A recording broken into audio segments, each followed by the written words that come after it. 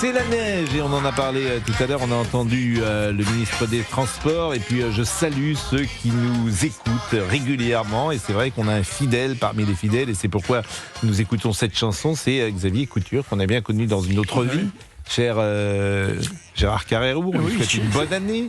Et il a un esprit un peu Almadac Vermeau, Xavier Couture. C'est un peu le hérisson. C'est un vieux journal, le hérisson, en papier vert. Donc il me dit, je pensais que tu allais parler du seigneur Maduro, et en fait tu te transformes en seigneur Météo. Bon, c'est un humour ancien. Un peu. C'est pas mal. C'est un humour. La cible jeune. La cible jeune n'est pas encore là. Bon, mais on ne désespère pas. Bon, on termine avec Gérard Carrérou justement sur l'affaire Trump, parce qu'au-delà de l'affaire Maduro, il y a la projection et effectivement ce que dit Trump, notamment sur le Groenland. Et là, je vous propose d'écouter ce qu'il a dit sur ce Groenland qu'il imagine coloniser. Nous avons besoin du Groenland, c'est une question de sécurité nationale. Pour l'instant, le Groenland est envahi de navires russes et chinois. Je le répète, nous avons besoin du Groenland. Bon, là, les choses sont différentes, Gérard Carrérou. Autant il y a une légitimité à intervenir pour les États-Unis, quasiment légitime défense sur un narcotrafiquant et protéger le reste de la planète.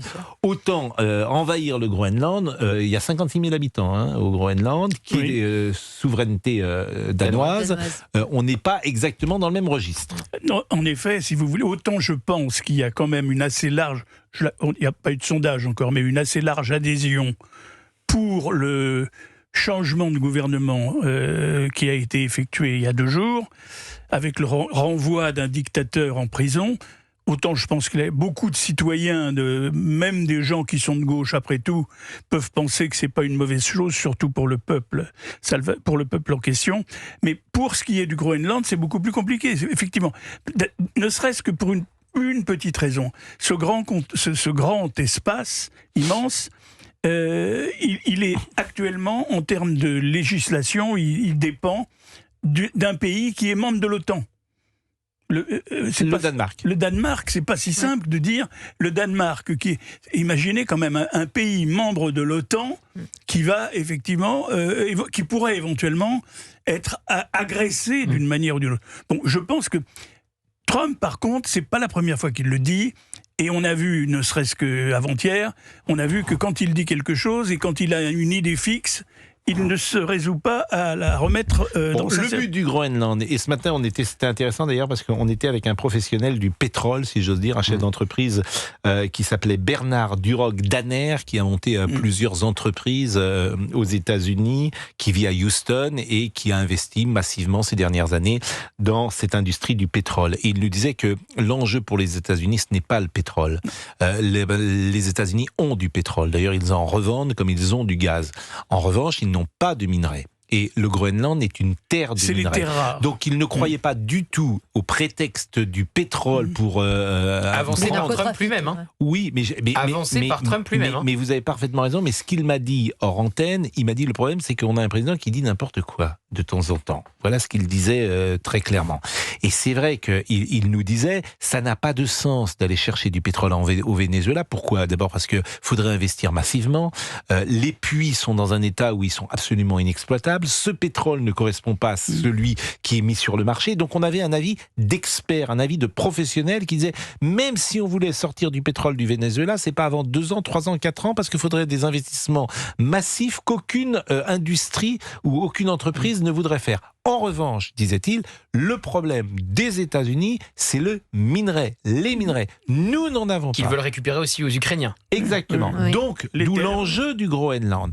Et ça, moi j'ai beaucoup aimé cette parole ce matin de monsieur Bernard Duroc-Danner, parce que c'est une parole qu'on n'entend pas sur d'autres médias, sur d'autres chaînes, parce qu'on a affaire tout simplement à un professionnel qui sait de quoi il parle. Et vous étiez ce matin dans l'émission, Gérard Carrérou, et comme moi, je pense que vous avez été plutôt convaincu. Oui, tout à fait, mais je pense que autant, si vous voulez, on peut faire un coup militaire réussi, formidable, comme ils l'ont fait cette fois-ci, mais autant pour le Groenland, ça ne peut passer, à mon avis, que par une négociation. Est-ce qu'effectivement, il peut y avoir un accord, un deal avec le Danemark ? Maître Frederiksen, oui. Il peut y avoir un deal, oui, tout à fait.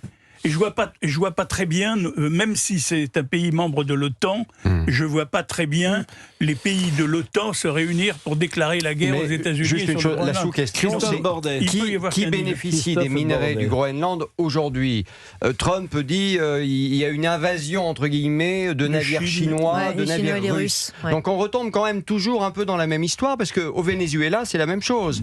Je veux dire, les Chinois et les Russes étaient quand même extrêmement présents. Donc on voit bien qu'il y a cette bataille des deux mondes qui est là, qui est de plus en plus prégnante, de plus en plus présente, et probablement qu'au Groenland, il y a ça aussi qui se joue, le face-à-face avec la Russie et la Chine. Enfin, si demain Trump débarque au Groenland, enfin c'est une crise absolue qui met en plus l'Union européenne en première ligne, puisque le Groenland est rattaché au Danemark. C'est pourquoi il faut quand même être prudent, parce que là on parle du Groenland, on peut parler de la Colombie. Qu'est-ce qui va se passer pour le président colombien ? Trump lui a dit, je le cite, enfin je ne vais pas le citer, mais enfin avec des mots très grossiers, de faire attention à lui. Il y a Cuba aussi. Est-ce que Cuba va être entraîné dans la chute du dictateur vénézuélien ? Et j'entends ce que dit cet expert qui dit le pétrole n'est pas intéressant au Venezuela. Ça ne veut pas dire que Trump n'y est pas allé pour ça, parce que lui-même le dit. Il a quand même un mérite, c'est de dire ce qu'il pense devant les caméras. Donc il l'a dit lui-même. La limite de l'analyse de cet expert que nous avions ce matin, elle peut être politique. C'est-à-dire qu'il ne prenait pas en compte le pouvoir politique du pétrole. C'est-à-dire que si les cours du pétrole baissent de moitié prix ou s'effondrent, la Russie est en difficulté. Et l'Iran est en difficulté. Donc il y a effectivement pour Trump, pourquoi pas, une occasion stratégique de faire baisser le coût du pétrole et de mettre en difficulté ces deux empires. Mais ça, manifestement, ça ne peut pas se faire demain. Et on entre dans des choses, effectivement, j'allais dire, un peu précise, un peu technique, où il faut savoir de quoi on parle. Et bien souvent, ceux que j'entends sur ces sujets-là, à droite ou à gauche, d'abord ils sont comme moi, au départ, ils ne savent pas, ils ne connaissent pas précisément les choses, et notre métier de journaliste, c'est précisément d'aller, pourquoi pas, à la source des faits, et de le transmettre au public. Oui, mais c'est pas les journalistes qui ont inventé la quête du pétrole, c'est Trump qui l'a dit encore une fois. Sauf que la presse française, elle est tout simplement anti-Trump. Donc elle est anti-Trump primaire. Donc moi je lis à droite, à gauche, ce que je lis depuis 3 jours, je pourrais l'écrire avant. Donc il y a un souci dans cette presse aujourd'hui. Je citais l'Humanité, je citais Libération, mais même d'autres. Mais vous avez raison, Pascal. Avec des gens qui ne connaissent assez peu ce dont ils parlent, et c'est ça qui peut nous ennuyer de temps en temps. Vous avez raison. Non que je connaisse plus, d'ailleurs. Mais j'essaye simplement de mettre en relation ceux qui connaissent plus avec le public. Entendons-nous bien, je ne donne de leçons à personne. Vous avez raison, cher Pascal, quand vous parlez de la presse et de la critique de la presse à l'égard de Trump, parce qu'il est de droite et on le croit interventionniste, on le croit hégémonique. Mais il l'est d'ailleurs, c'est la doctrine de Monroe. Il est, oui, non. Comment ça s'appelle, George Bush l'était, parce que George Bush avait l'idée en Irak d'installer la démocratie. Trump, il agit de façon très ponctuel. Ça a bien marché. Exactement, lorsqu'on s'en est souvenu avec l'Iran, etc. Voilà. Les armes de destruction massive. Oui, alors ça, c'est pas. Effectivement, ça c'était à l'époque de Chirac, Tony Blair, etc. C'est une évidence. Donc il y a la critique de Trump parce que c'est un homme de droite, etc. Mais il y a aussi la géostratégie, la planification d'une nouvelle géostratégie qui est liée à la doctrine Trump, c'est-à-dire assurer les intérêts américains dans des zones géostratégiques qui confortent son économie. Vous savez par exemple que l'Algérie, parce que Trump, c'est sa façon de gérer, c'est l'art du deal. Il discute au départ, si son interlocuteur lui oppose, là il agit. C'est ce qui s'est passé avec Maduro. Il l'a prévenu il y a bien longtemps, Maduro. Et Maduro ne l'a pas écouté. Il s'en est suivi ce qu'il s'en est suivi.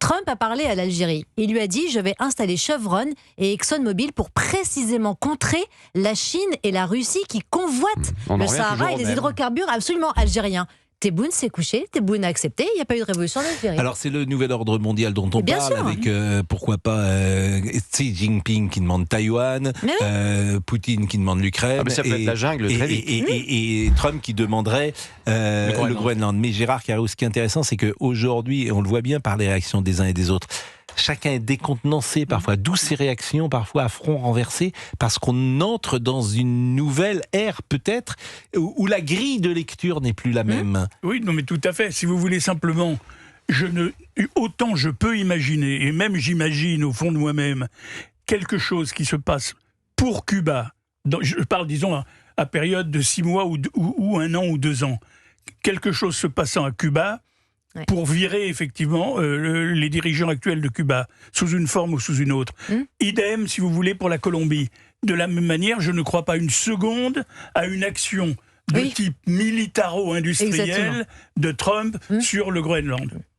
Eh bien, on va marquer une pause dans un instant et nous vous parlerons à partir de 17h de cette